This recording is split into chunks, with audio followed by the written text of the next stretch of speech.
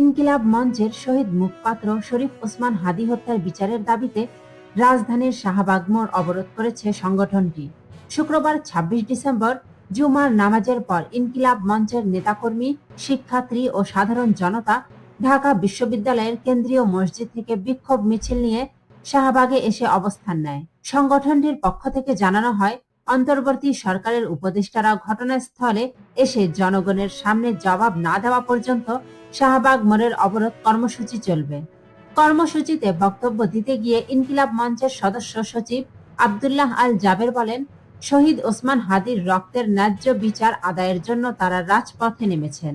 সরকারের উপদেষ্টারা এখানে এসে জনতার সামনে দাঁড়িয়ে জবাব না দেওয়া পর্যন্ত তারা শাহবাগ ছাড়বেন না বলেও ঘোষণা দেন তিনি।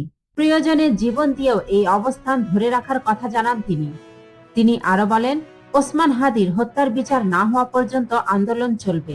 এই লড়াই শুধু একজন মানুষের নয়, এটি স্বাধীনতা ও সার্বভৌমত্ব রক্ষার লড়াই।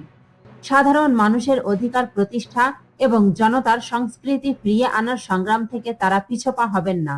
বক্তব্যে তিনি বলেন, যতদিন পর্যন্ত সাধারণ মানুষ আত্মমর্যাদার সঙ্গে বাঁচতে না পারবে এবং নারীরা হিজাব পরিধান করে স্বাধীনভাবে চলাচল করতে না পারবে, ততদিন প্রকৃত স্বাধীন বাংলাদেশ প্রতিষ্ঠিত হবে না। আব্দুল্লাহ আল জাবের আরো অভিযোগ করেন, এই মাটিতে ওসমান হাদীর রক্ত ঝরেছে, অথচ কিছু মানুষ আন্দোলনকে দমন করার চেষ্টা করছে। তিনি বলেন, জনগণের দাবি উপেক্ষা করে আর কোনো সমাধান সম্ভব নয়।